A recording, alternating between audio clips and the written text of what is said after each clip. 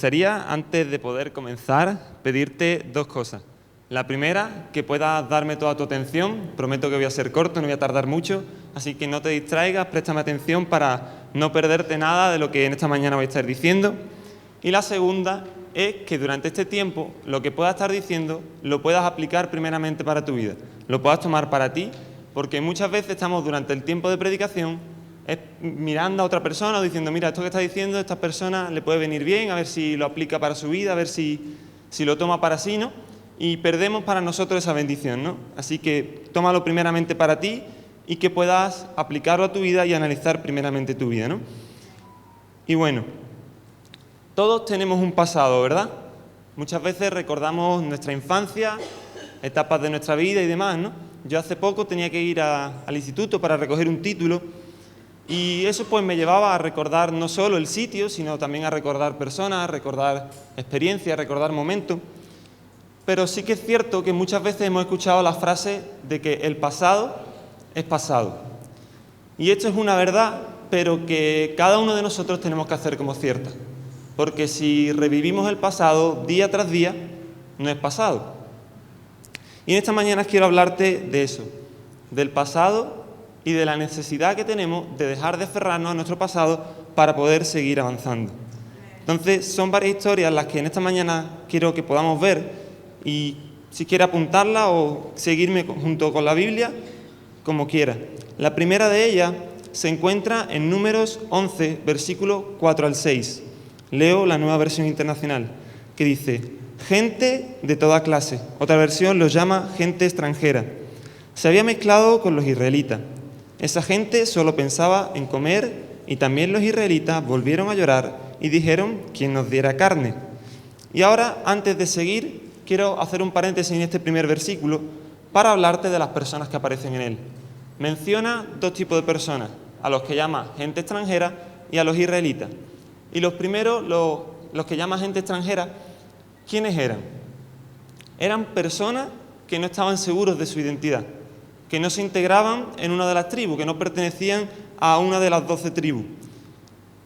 Sus sentimientos estaban divididos porque, como no pertenecían a un matrimonio de israelitas, sino que pertenecían a matrimonios mixtos en los que uno de los padres era de Egipto y residía allí, y el otro era israelita, pues siempre manifestaron una actitud de permanente indecisión sobre si debían avanzar en el viaje o regresar a Egipto.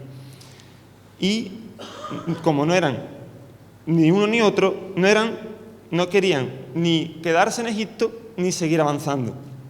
Entonces, muchas veces tenemos en la actualidad personas con este tipo de actitud, personas que profesan ser cristianas, pero están caracterizadas por ese tipo de actitud.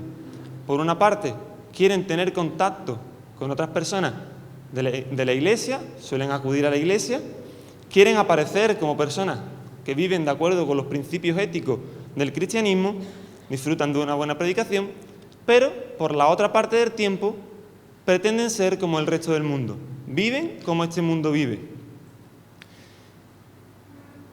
Se me fue aquí. Son como las personas de este grupo de extranjeros. En el fondo de su corazón predomina una actitud de indecisión permanente. Y también vemos los israelitas que se dejaron contagiar por el espíritu de estas personas. Un espíritu de queja, un espíritu de desagradecimiento. Y en esta mañana quiero que puedas analizar tu vida y mirar qué tipo de persona eres. Y ten cuidado de no ser un extranjero que no sabe cuál es su identidad, que vive con un pie en cada lado. Recuerda lo que dice Mateo 6:24.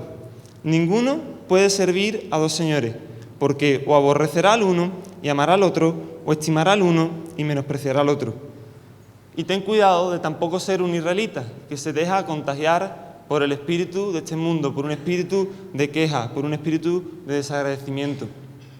Y cierro este paréntesis para continuar con la historia que sigue en los versículos 5 y 6, que dicen: ¿cómo echamos de menos el pescado que comíamos en Egipto?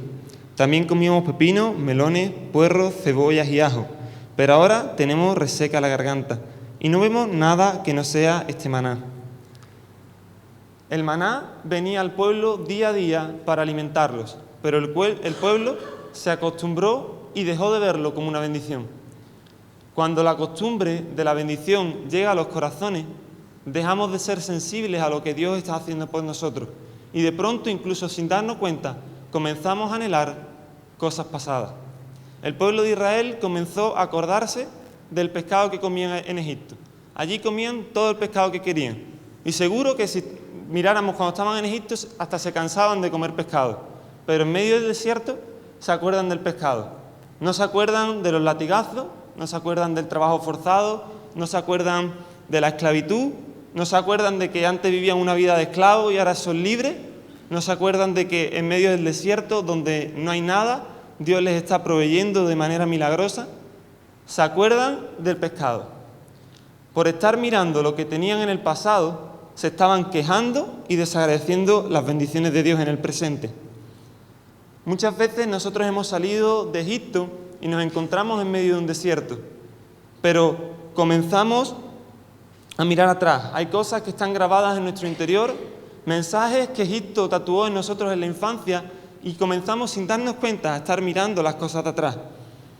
Y claro que el desierto no es agradable, es un lugar de prueba, un lugar de proceso, pero es el camino que Dios usa para llevarte a algo mejor. Pero si andamos mirando lo que estamos dejando atrás, si vivimos aferrados a nuestro pasado, nos va a llevar a actitudes de queja, de incredulidad, como la que tuvieron el pueblo de Israel, que ocurrirá que lo que podría haber sido un paso por el desierto de poco tiempo, te acabe llevando a un viaje durante años. Porque corremos el peligro, cuando estamos pasando por el desierto, de pensar que en la cautividad estábamos mejor. Y hoy tal vez tú te encuentres en un desierto, en medio de una prueba, pero que eso no te lleve a traer a Egipto de nuevo a tu vida. Recuerda de dónde Dios te ha sacado y recuerda que Él está contigo, que Él te está sustentando, sigue confiando en Él. Deja atrás tu esclavitud, Él ya te ha hecho libre. Sea agradecido en medio de tu proceso y sigue caminando porque Dios te está llevando a su promesa. La segunda historia, la que quiero hablarte, nos lleva hasta los días de Sodoma y Gomorra. Esta historia aparece en Génesis 19 y para ponerte en contexto y no tener que leer todos los versículos, Dios, ya no pudiendo soportar lo peor de las acciones de hombres y mujeres, le dijo a Lot y su familia que huyeran porque esas ciudades iban a ser destruidas. Dice la palabra que le dijo: escapa por tu vida, no mires tras de ti, escapa al monte, no sea que perezca, ¿no? Y Lot, sin haber obedecido inmediatamente y tras no poca negociación, al final salió con su familia y justo salieron a tiempo. Dice la palabra que el sol salía sobre la tierra cuando hizo Jehová llover sobre Sodoma y sobre Gomorra azufre y fuego y destruyó las ciudades.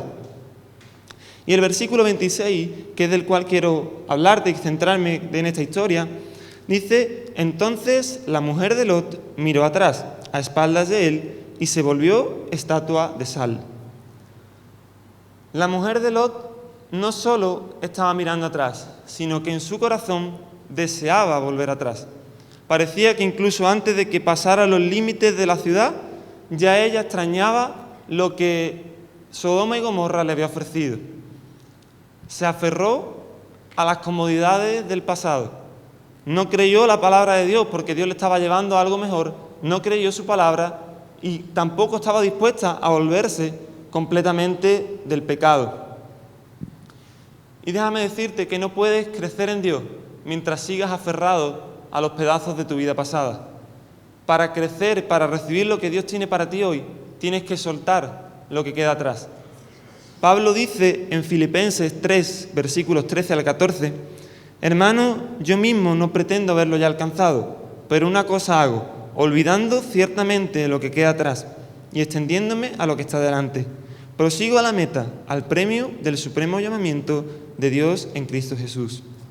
Muy diferente a la esposa de Lot. Pablo sabe que es mirando hacia adelante donde va a obtener el premio del supremo llamamiento.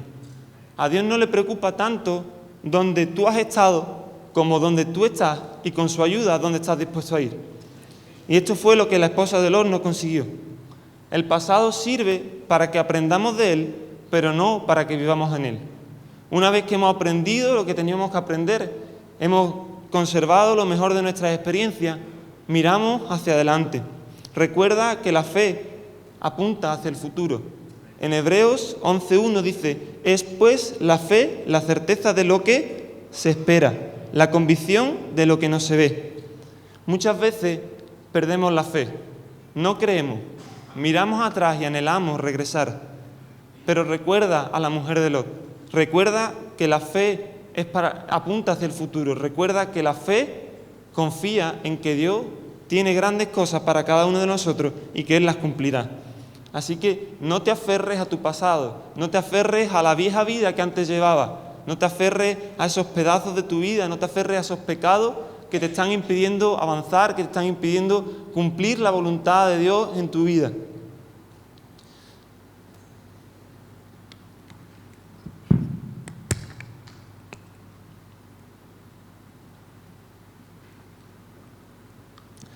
La tercera historia de la que quiero hablarte en esta mañana se encuentra en Juan 5, versículos del 1 al 11, que dice: después de estas cosas había una fiesta de los judíos, y subió Jesús a Jerusalén.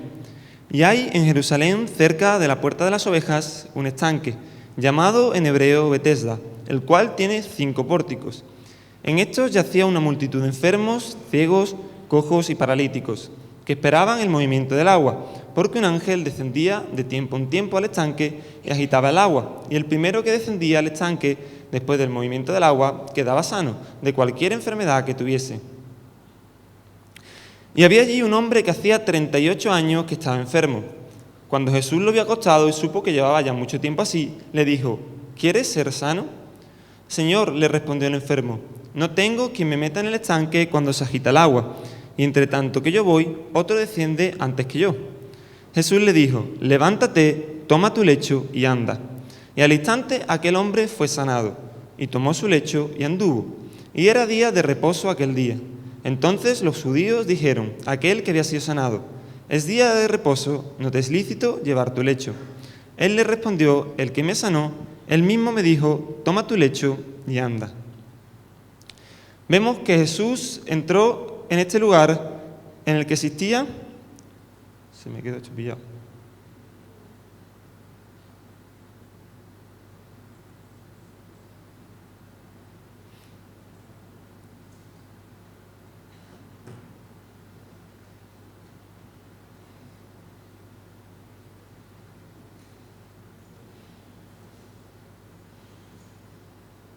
Disculpadme, pero se me ha quedado pillada la guía. Bueno, vemos que Jesús entró en este lugar en el que existía la creencia de que un ángel descendía de tiempo en tiempo, agitaba el agua y el primero que entrara pues quedaba sano. Y en aquel lugar estaba este hombre que llevaba 38 años enfermo. No sabemos si estaría en este lugar los 38 años, pero vemos que vivía aferrado a un estanque, donde seguramente habría vivido la peor miseria de ver como cuando aparentemente el agua se movía, todos corrían para ser los primeros y él nunca conseguiría llegar porque vemos que su limitación era física, ya que necesitaba de alguien que le llevara, ¿no? que le ayudara a conseguir llegar. Este hombre había perdido completamente la esperanza, vivía enfocado en un estanque. Vemos que cuando Jesús le dice: ¿quieres ser sano?, él le dice: no tengo quien me meta en el estanque. Tiene a Jesús delante que le está preguntando si quiere ser sano y él dice: no tengo quien me meta en el estanque. Vivía no solo con una parálisis física, sino también con una parálisis en su alma, porque no ve más allá de este estanque. Y muchas veces nosotros vivimos estancados, esperando que el tiempo cure nuestras heridas. El tiempo no va a curar tus heridas. 38 años llevaba este hombre enfermo y sus heridas estaban más abiertas que nunca. Jesús le preguntó a este hombre: ¿quieres ser sano? Algunos dirían: qué pregunta rara, ¿no? Si está enfermo, ¿no va a querer ser sano? Pero es que Jesús con esta pregunta no quiere, solo quiere que este hombre aparte su mirada del estanque y que mire a Jesús. Y necesitamos quitar la mirada de lo que nos tiene estancados y volverla a poner en Jesús. Solo Él tiene el poder para sanarte completamente de aquello que hay en tu alma. Tal vez tengas heridas de muchos años, heridas que llevan abiertas mucho tiempo, pero hoy Dios te está preguntando, ¿quieres ser sano? Y me pregunto con este hombre qué hubiera pasado si no hubiera creído a la palabra de Dios y no se hubiera levantado. Seguiría allí postrado y hubiera terminado su vida en aquel estanque, esperando que el agua se moviese y que alguien le ayudara a entrar. Y es que muchas veces nuestra situación es el resultado de nuestra decisión de no levantarnos. La fe implica un componente de acción, el de levantarte, el de moverte, el de activarte, el de salir de la situación en la que tú estás. Es lo que tú hagas con el tiempo lo que va a curar tus heridas. Necesitamos volver a poner la mirada en Jesús, dejar de aferrarnos a un estanque, dejar de aferrarnos a algo que creemos que va a curar nuestras heridas, dejar de aferrarnos a esas heridas del pasado y poner nuestra mirada en Jesús, creer la palabra de Jesús y levantarte, tomar tu lecho y andar. Y me gustaría terminar con Isaías 43, versículos 18 al 19, que dice: No os acordéis de las cosas pasadas, ni traigáis a memoria las cosas antiguas. He aquí que yo hago cosa nueva. Pronto saldrá a luz. ¿No la conoceréis? Otra vez abriré camino en el desierto y ríos en la soledad. En este pasaje el profeta Isaías le habla al pueblo de Israel. Los israelitas se encontraban oprimidos en el cautiverio babilónico, vivían en una tierra extranjera a más de 1500 kilómetros del hogar en Jerusalén. Pero Dios quiere reorientar su perspectiva hacia Él y hacerle volver a mirar a Jesús, volverle a mirar a Dios y ofrecerles esperanza en medio de su situación caótica. El pueblo de Israel se había quedado estancado en los días de gloria pasada. Recordaban todo el tiempo cómo Dios había dividido el Mar Rojo a través de Dios, por medio de Dios, a través de Moisés, para liberarles de Egipto y asegurarles la salvación. Pero se habían aferrado a la fidelidad de Dios en el pasado y no permitían que eso alimentara su esperanza en la situación actual. Y cuando estamos atrapados en los pensamientos, en los acontecimientos del pasado, revolcándonos en el ayer, nos volvemos insensibles a las nuevas cosas que Dios está haciendo a nuestro alrededor. Por eso pregunta, ¿no la conoceréis? Las percepciones de alguien que no deja atrás su pasado literalmente se embotan y le impiden ver las cosas buenas que Dios está haciendo a su alrededor. Debemos quitar nuestros ojos del pasado y ponerlos en Jesús. El escritor de Hebreos dice en el capítulo 12, versículo 2, puestos los ojos en Jesús, el autor y consumador de la fe. Pero esto no lo podemos hacer si tenemos nuestra mirada, nuestros ojos puestos en el pasado. Dios no quiere que vayamos por la vida mirando por el espejo retrovisor. Es tiempo de dejar de mirar atrás, de centrarnos en lo que tenemos ante nosotros y levantar nuestra mirada porque Dios quiere levantarnos a nuestro máximo potencial en Él. Dice que otra vez abriré camino en el desierto y ríos en la soledad. Él va a volver a hacer cosas poderosas a través de nuestra vida, pero tenemos que poner nuestra mirada en Él. Tenemos que seguir hacia adelante. Es solo avanzando que vamos a obtener lo que Dios quiere para nosotros, su llamado para nuestras vidas. No podemos quedarnos donde estamos, ni podemos mirar atrás. Es solo avanzando la única dirección que podemos tomar.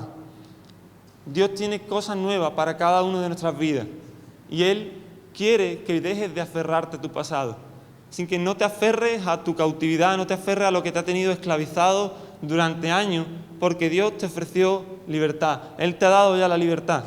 No te aferres al pasado de tu vida, a las heridas que te hicieron en el pasado, a los acontecimientos que hayas podido vivir y recibe la nueva vida que Él hoy te da.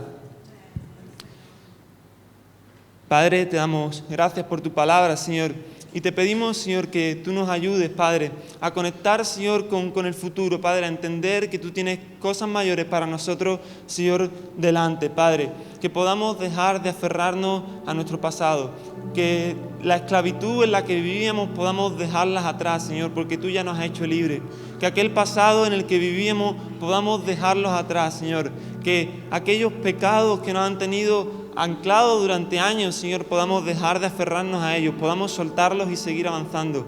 Señor, que aquellas heridas de nuestra alma, Señor, podamos dejarlas atrás, Padre, porque tú ya nos sanaste. Por medio de tu llaga en aquella cruz ya somos nosotros sanos, Padre.